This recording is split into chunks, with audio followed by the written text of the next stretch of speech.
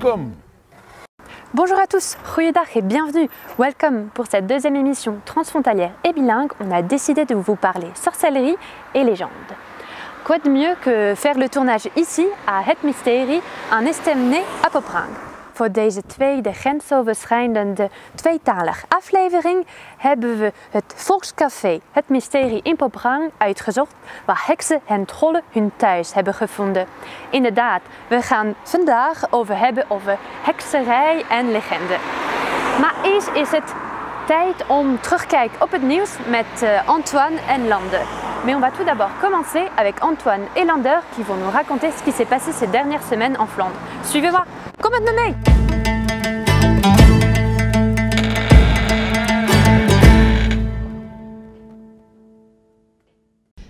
Bonjour, hello Antoine, hello Lander.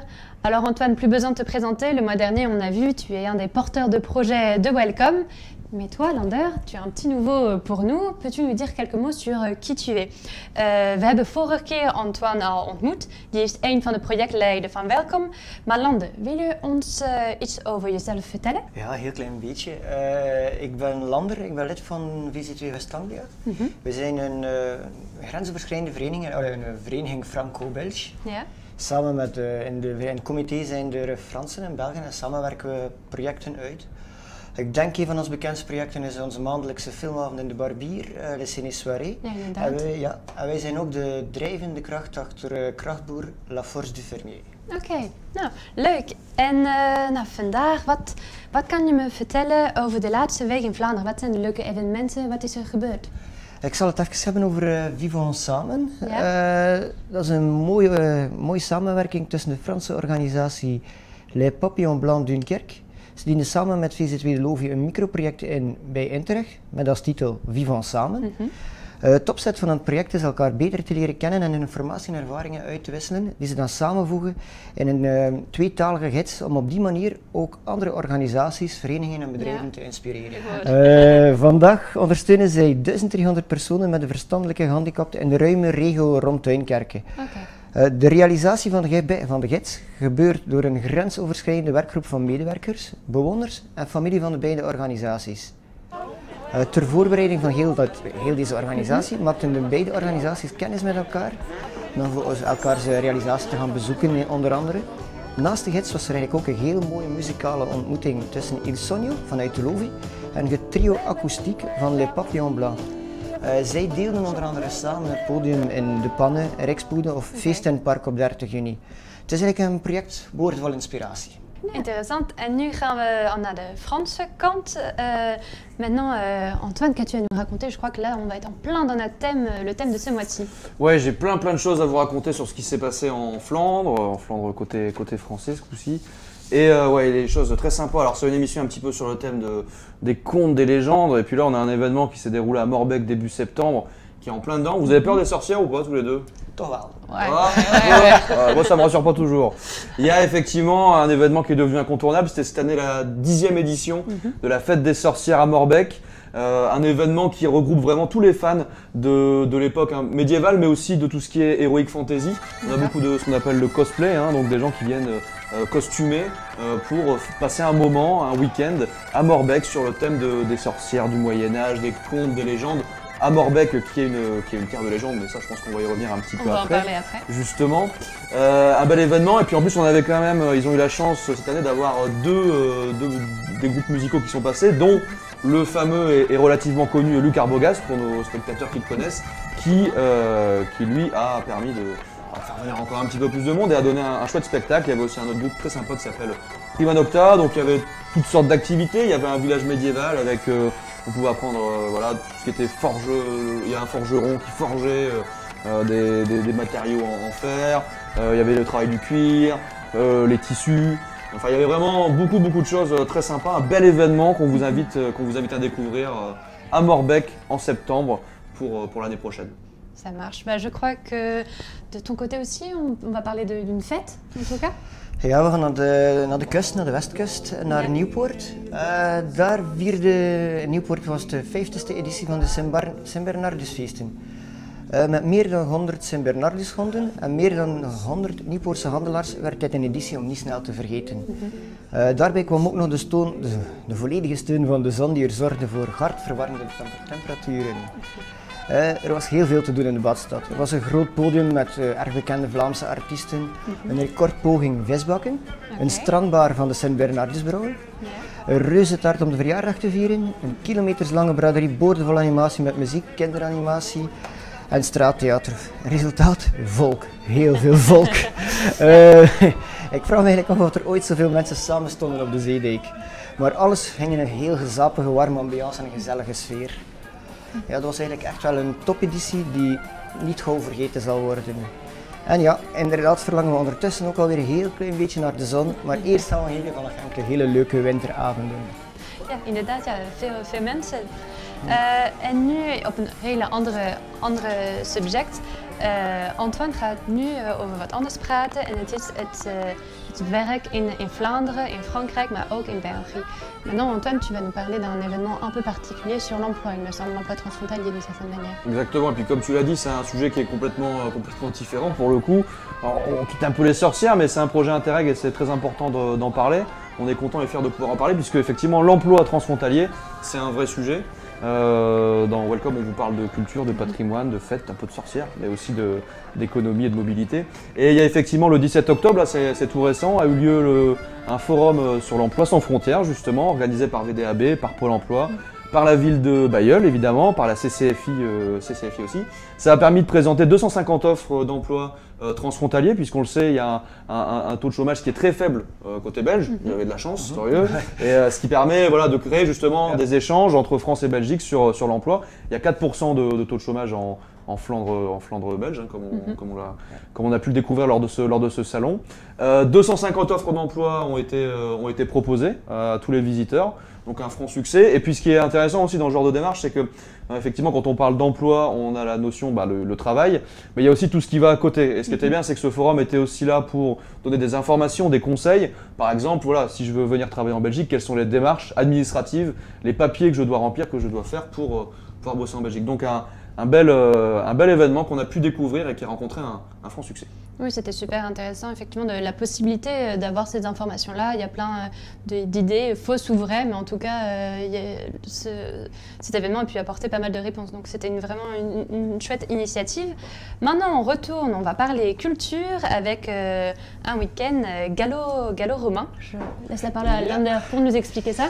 Ik zal het even hebben over het Gallo-Romeins weekend te Wervik. Dat is eigenlijk het tweejaarlijks evenement. Waarbij we door gebruik te maken van de reenacting, living history, de ijzertijd en de Romeinse tijd terug tot leven komen. Het vindt altijd plaats het eerste weekend van oktober, in de onbare jaren.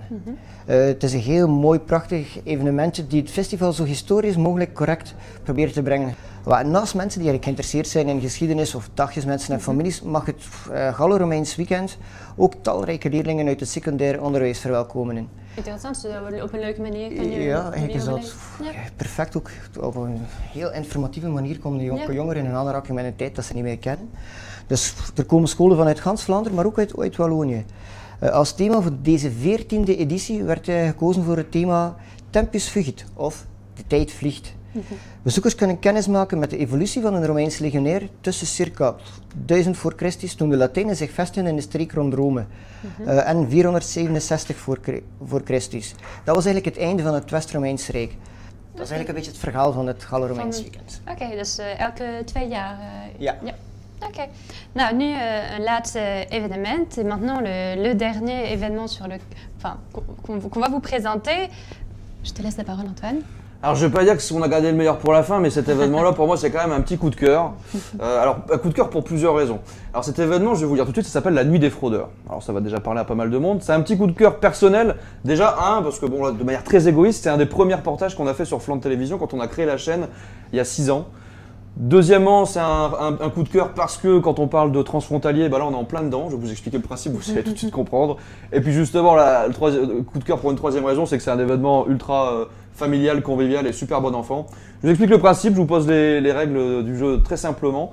C'est un événement où il y a des participants qui vont jouer le rôle de douanier et d'autres qui vont jouer le rôle de fraudeur.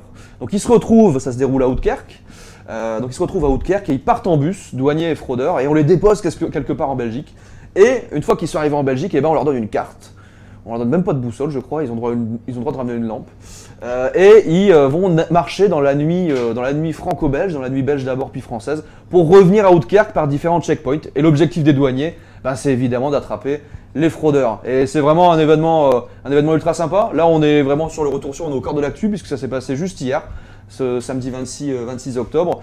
Et moi, je vous conseille vivement de le faire. Alors, un petit conseil, les inscriptions sont toujours une semaine avant l'événement. L'année prochaine, prévoyez votre samedi matin assez tôt, c'est les inscriptions à la mairie d'Oudekerk, parce que y a énormément de monde qui veulent participer. Et d'expérience, parce que je vais vous faire une petite confession, je l'ai fait. En tant que douanier, parce que je ne cours pas assez vite pour être fraudeur, je l'ai fait. Ça vaut vraiment le coup. Donc si vous voulez vous faire plaisir, faites-le. C'est organisé par l'association des fraudeurs d'Oudekerk. Voilà. Bah écoutez, merci à vous deux. Lander, on te retrouve tout à l'heure pour la partie agenda. Bedankt. En Lander, je komt dadelijk terug om een paar tips met ons te delen. Yeah. Vous avez déjà dû certainement apercevoir lors de vos pérégrinations en Flandre des jeux anciens, des jeux flamands. Mais est-ce que vous savez comment ça s'appelle en néerlandais? U heeft vast al onderweg volksspelen gezien met mysterieuze namen. Maar kent u ook het namen in het Frans? On va profiter d'être dans un estaminet pour demander conseil à Lut, la propriétaire des lieux, qui va nous aiguiller un peu sur ces jeux flamands, comment ça s'appelle. En tout cas, elle va nous expliquer tout ça. Dat komt goed uit. We zijn hier in het Volkscafé en we gaan het vragen aan het eigenaar. Ze heeft heel veel dingen te vertellen. Et on va pouvoir jouer du coup. Et on va pouvoir jouer. We kunnen dadelijk spelen. Leuk. Super. Dag allemaal, ik ben hier bij Lut van het Mysterie, die het Volksspelcafé het Mysterie al lang uitbaat. We gaan een aantal spelletjes bekijken en proberen in de twee talen. Ik ga eerst Lut uitdagen, wat ik een heel grote uitdaging vind. In het Frans is dat le jeu de palette. Hoe heten we dat in het Nederlands, Lut? Airhockey zonder ijs.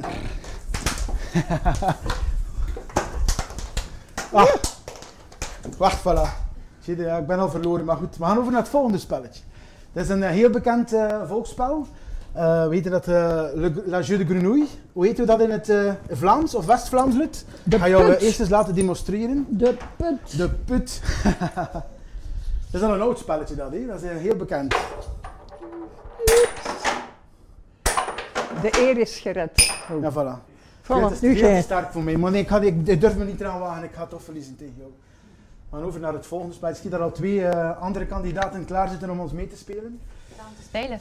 Dus hoe heet je dat in het Nederlands, Lut, het spel? Nicolas Biljart. En zou ik hier kunnen winnen? Dat is de air die we niet hebben, kinder. Ja, voilà. De lucht zit hier niet in het spelletje. Oké. Het is le billard de Nicolas. En dus de bedoeling? Zo.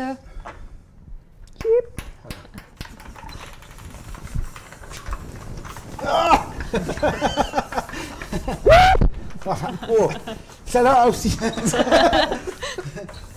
Ik wil altijd winnen, nee, Lut, te zien. Ja, dat is een Ik heb de indruk dat iedereen naar mij gaat. Dat is de zwaartekracht. Ja, dank u. Ja, Naar beneden. ja, ik ga het zo doen. Ja. Ah.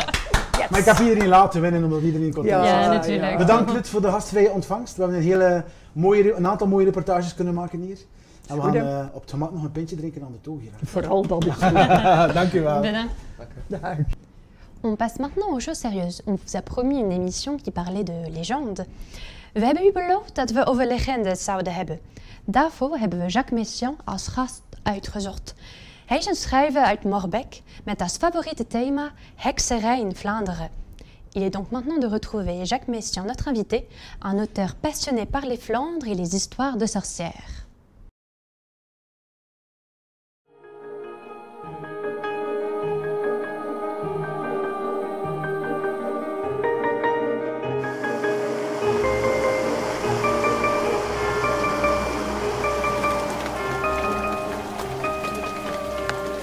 Un jour, une vieille dame, je dis ça avec beaucoup d'affection en fait, me dit, bon, ben Jacques c'est bien, elle dit, tu as écrit beaucoup de livres, mais elle dit, tu devrais te mettre au roman. À la fois j'étais un petit peu gêné, j'étais un petit peu flatté, et j'ai écrit un tout premier roman qui tournait tout naturellement autour d'un procès de sorcellerie. J'étais à ce moment-là aux archives de Ribemont, près de Saint-Quentin. J'ai déniché un procès de sorcellerie authentique.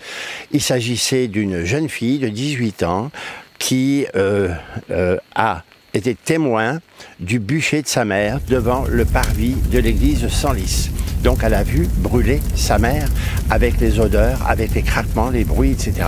Et au milieu d'une grande foule, puisque brûler une sorcière, ça donnait lieu jadis à de grandes fêtes, puisqu'on s'exorcisait du mal qui empoisonnait le village, on va dire, le territoire, la communauté. Hein. Voilà.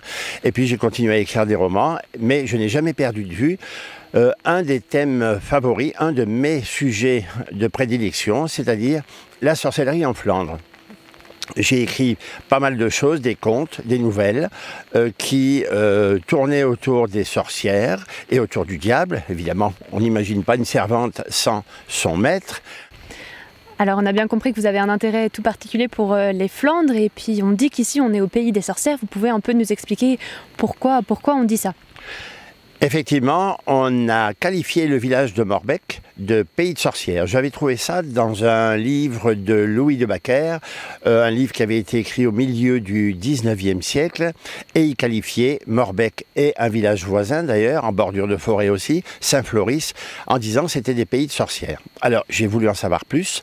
Effectivement, quand on regarde les archives, on s'aperçoit qu'à Morbecque, on a condamné des sorcières coup sur coup pendant une année avant la conquête de Louis XIV, la conquête des Flandres par Louis XIV.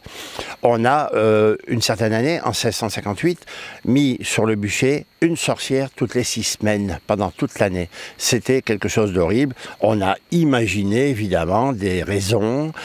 Comme ça, on se débarrassait des femmes qui gênaient la société et qui bousculaient un tout petit peu l'hégémonie de l'homme dirigeant, ou bien l'hégémonie du seigneur, ou bien des gens qui étaient riches. On les accusait d'un tas de choses. Le métier à tisser, par exemple, qui marche plus, le fil qui casse, ou bien des chevaux qui meurent en buvant l'eau dans leurs auges, ou bien des tas de choses comme ça, ou bien donc des malheurs qui arrivaient dans le village. On l'imputait, on désignait, on choisissait des victimes, surtout parmi les plus gênantes, celles qui avaient un certain pouvoir.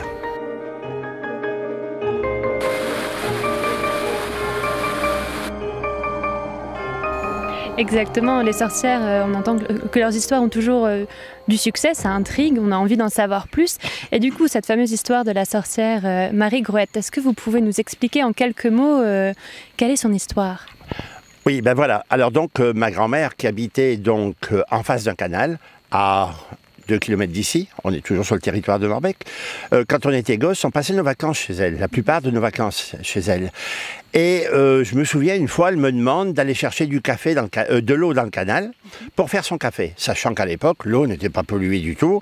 Mais elle m'a dit, fais attention, quand tu seras sur le petit pont, te penche pas trop, parce que si tu tombes dans l'eau, la Marie Grouët va te prendre. Et j'avouerai que, bon, je suis tombé dans l'eau. J'ai tellement scruté les fonds de l'eau pour chercher de l'eau pour son café. J'ai scruté le fond de l'eau, j'ai vu des choses qui bougeaient dans le fond, et je suis tombé dans l'eau.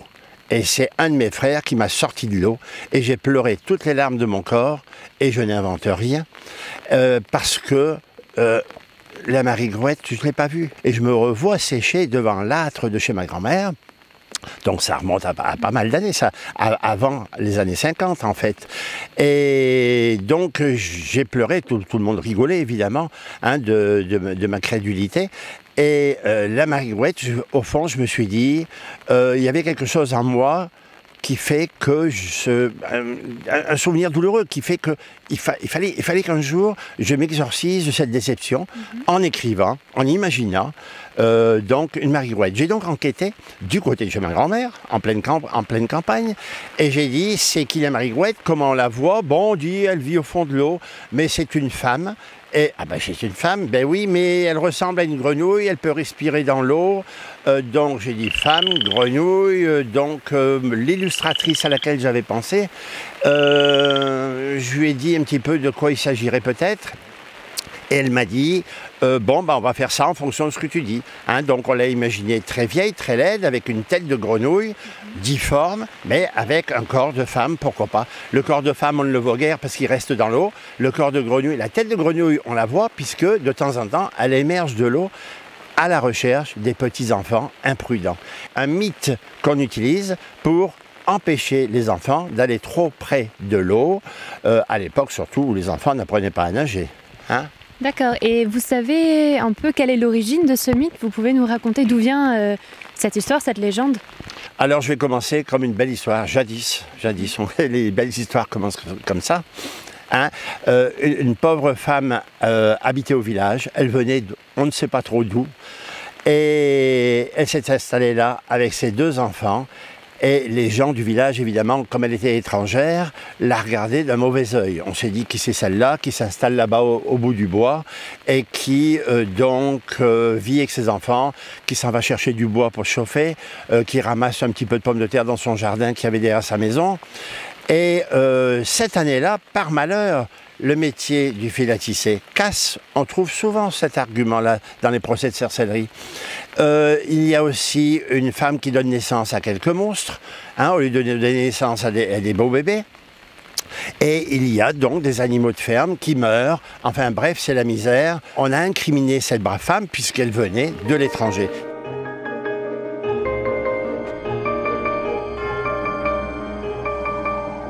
C'est un pauvre mendiant qu'on va désigner, on va dire, bon ben toi, on va te promettre un petit peu d'écus d'or, et puis tu vas aller brûler la maison de Marie-Grouette. Donc pendant qu'elle était partie chercher du bois, le mendiant est allé accomplir sa tâche, il a brûlé la maison de la pauvre femme, mais il ne savait pas qu'il y avait les 2 enfants dans la maison. Et quand la femme est rentrée chez elle, eh ben, elle a vu sa maison brûler, mais elle a senti aussi que ça sentait l'être humain qui avait brûlé. Donc elle a promis de se venger. Elle a commencé par prendre une lourde pierre, elle a mis une corde autour de la pierre, elle a mis l'autre bout de la corde autour de son cou et elle s'est jetée à l'eau.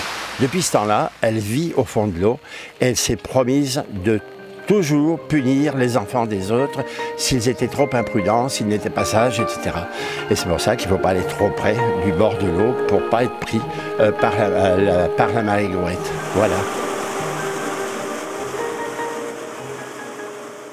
Si comme nous, vous aimez les histoires de sorcières, Jacques Messiaen sort pour les fêtes de fin d'année un bel ouvrage intitulé Les Contes de Marie-Grouette, illustré par Laurent Liebessard. Vindt u heksenverhalen leuk? Komt een nieuwe uitgave van zijn boek Les Contes de Marie-Grouette met hele mooie illustraties van Laurent Liebessard aan het einde van het jaar. On va rester dans le thème des légendes avec Ludovic qui nous amène au Mont Kemmel, un lieu bien connu des randonneurs. We gaan nu naar de Mont Kemmel met Ludovic die ons een andere legende gaat uitleggen.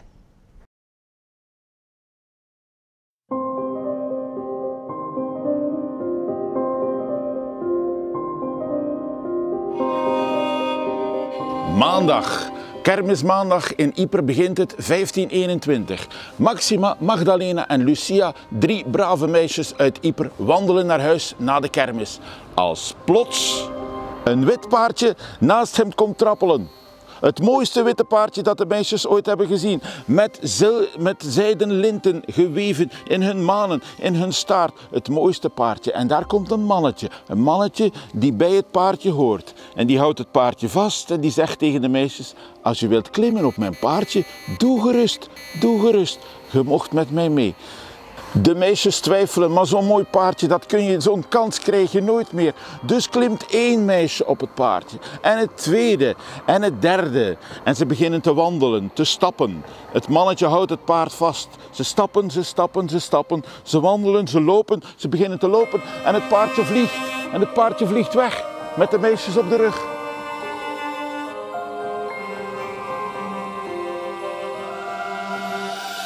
En het paardje landt voor de poorten van een fantastisch kasteel. Binnen in het kasteel is een feest bezig. In het midden zit een heer op een troon met grote ogen, rond hem allerlei hofdames. Er worden gerechten geserveerd waar die meisjes nog nooit van gehoord hebben.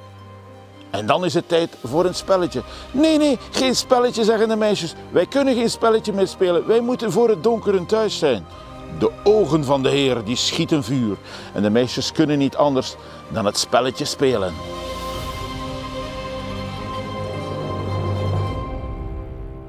De meisjes spelen het spelletje. Ze moeten inzetten. Eerst hun armbanden, dan hun halsketting, dan hun oorringen, dan hun kleren. Maar ze verliezen elk spelletje en op de duur zitten ze in hun ondergoed tussen de hele feestende menigte. De heer buldert van het lachen. Wat een fantastisch feestje. Daarop gaan we drinken, zegt hij. En hij heft het glas en ze drinken van het glas en hop.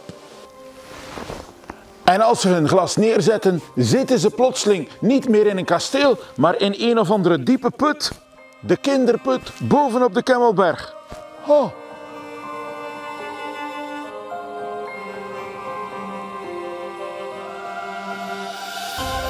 En het verhaal is nog niet gedaan, want de meisjes worden wel geholpen door een herbergier die de weg van Kemmel naar Ypres uit het hoofd kent, maar die dag vergist hij zich en komt hij ergens anders uit. Tegen de avond vragen ze aan de mensen, maar waar zijn we? En ze zijn in de buurt van Steenvoorde, in de buurt van Kassel. Het zal nog duren tot de vrijdag voor de meisjes terug veilig thuis zijn. Oh ja, nog één dingetje. Het schijnt dat de kinderen van Kemmel niet uit de bloemkolen komen, maar dat ze hier komen. Uit deze put. Sst, niemand vertellen.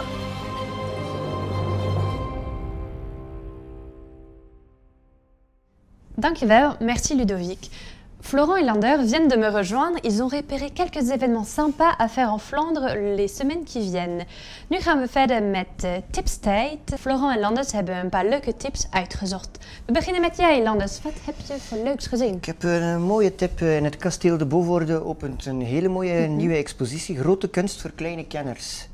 Ja. Ze nemen een kleine groep mee op een magische kunstwandeling doorheen het kasteel en het parcours en stellen de mooiste pareltjes van de Vlaamse meesters aan je voor. Ah, leuk, leuk.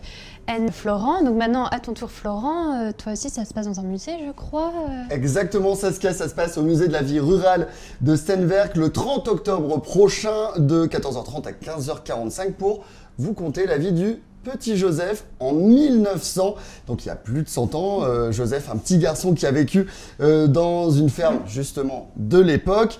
Vous allez découvrir son quotidien à la maison, à l'école, la vie de famille également dans cette ferme. Et une visite qui va se terminer par une initiation à l'écriture à la plume, à l'ancienne, avec voilà le petit plumier. C'est des 6 ans. La réservation est obligatoire, on vous met bien sûr toutes les coordonnées. Merci beaucoup et toujours un peu dans le cadre, un peu dans l'histoire quand même, le souvenir. Landers, tu as quoi à nous proposer? Op 1 november met Allergeirigen is het een project over tientallen locaties in Vlaanderen. Bekende Vlaamse en onbekende Vlaamse artiesten, fanfares, woordkunstenaars, dansers. Verwarming tussen 17 en 18 uur, begraafplaatsen of andere speciale plekken met een geheel ingetogen performance. Ok. Et maintenant, Florent, tu enchaînes avec quoi? On va parler des chaudrons. Des chaudrons. La fête des chaudrons. D'accord. C'est à Sercu à la salle des fêtes. C'est une manifestation médiévale du 1er au 3 novembre prochain à 14h. Alors vous retrouverez du tir à l'arc, des jeux d'épée, bien sûr, hein, avec des professionnels, des combats, etc. Et surtout des contes et des légendes. On revient un peu dans le thème. Et il y aura une buvette, une petite restauration sur place. Si vous voulez plus d'informations, le 06 15 55 21 40. Et là, on va un peu changer d'ambiance, activité sportive, on passe plus sur la musique. Remarque, je crois qu'on bouge aussi un peu sur cette musique, on peut bouger. Vraiment bien, heel zeker. Dus we gaan naar Diksmuiden, naar de tof concertzaal 4AD. Zij verwelkomen ik voor de tweede maal Jamaican Jazz Orchestra. En wees gewaarschuwd, het is een aanstekelijke mix van reggae, ska en jazz. Ja, dit 8-koppige orkest heeft het echt wel op je geheupen gemunt. Let's remove the oppressive leash. Remove it. Ja, het lijkt wel leuk. Het heeft zin om naartoe te gaan. Lekker muziek, lekker dansen. Het zal een feestje worden, denk ik, ja. Et maintenant, Florent, après cette petite interlude musicale où on a parlé de jazz. J'adore le jazz. C'est cool le jazz. Mais je vais partir sur un autre art, à savoir une exposition Mosaïque en or. C'est du côté d'Hazebrouck, dans plusieurs endroits de la commune. C'est du 9 novembre au 12 janvier. Donc voilà, sur le temps, vous pouvez y aller tranquillement. Ça a été créé en 2013 à l'initiative de l'atelier Mosaïque du centre socio-éducatif. Donc Mosaïque du Nord présente sa nouvelle édition avec le musée qui va accueillir la cathédrale Jean Linard et le plan scéno-mosaïque de Pascal Leveillant. On vous met toutes les infos et tous les endroits avec les horaires bien sûr pour pouvoir vous y rendre. Merci beaucoup. En nu weer een beetje, ja, weer historisch. Weer een hele mooie evenement, heel belangrijk. Ja, we gaan terug eigenlijk naar de herdenking van de Eerste Wereldoorlog naar Ypres, naar de Sint-Maartenskathedraal, waar er op 9 en 11 november organiseert de Last Post eigenlijk elk jaar daar rond de Great War Remembered concerten.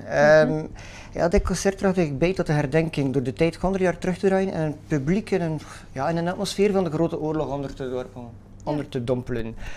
Instrumentale en vocale muziek eigenlijk van de bovenste plank in combinatie met de originele Wereldoorlog 1 beelden dat ze nog terug hebben gevonden, maken het concert eigenlijk echt wel uitzonderlijk. Dit keer keren we terug naar de verwarde periode net na de oorlog. Mensen zijn op zoek naar een huis of ook naar een thuis eigenlijk.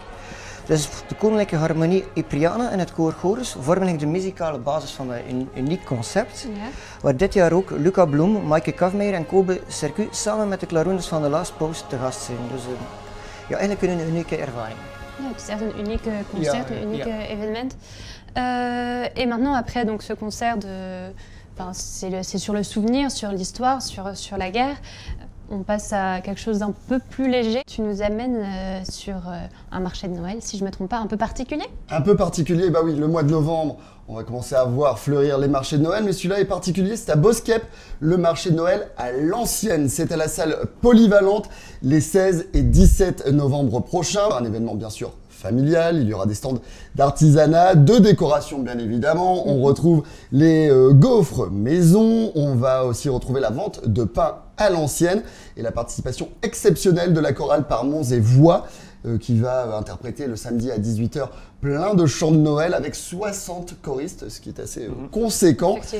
Et pour le dimanche de 10h à 19h, toujours les mêmes stands avec une exposition supplémentaire, on va rester aussi dans le thème de la reconstitution d'une chambre d'enfant avec des jouets anciens. Je ne sais pas si c'est la chambre du petit Joseph de tout à l'heure, mais en tout cas, on va retrouver cet univers à l'ancienne de Noël. Et bien sûr, le Père Noël sera là le dimanche avec l'atelier de lettres au Père Noël. Il va falloir penser à faire votre lettre au Père Noël. C'est vrai, top ce marché de Noël. Maintenant, on finit avec toi, Landa. Ja, pour conclure. Terug even naar iets heel anders. Een muzikaal project in Veurne, Club Paviljoen. Dat gaat door op zaterdag 20 december. Club Paviljoen laat eigenlijk jong Belgisch muzikaal talent ontdekken in het historisch kader in een prachtig paviljoen eigenlijk, het Spaans paviljoen te Veurne. Ze nodigen deze keer het Belgisch-Nederlandse synthpopgroep Fortress uit. Zij maken donkere, sfeervolle elektronica die gedragen wordt door de dromerige stem van Hanne Torst. Het is eigenlijk heel verleidelijke muziek en tegelijk dansbaar. Leuke point. Ja. Bah, merci beaucoup à tous les deux, ça donne des idées sympas. Très musical.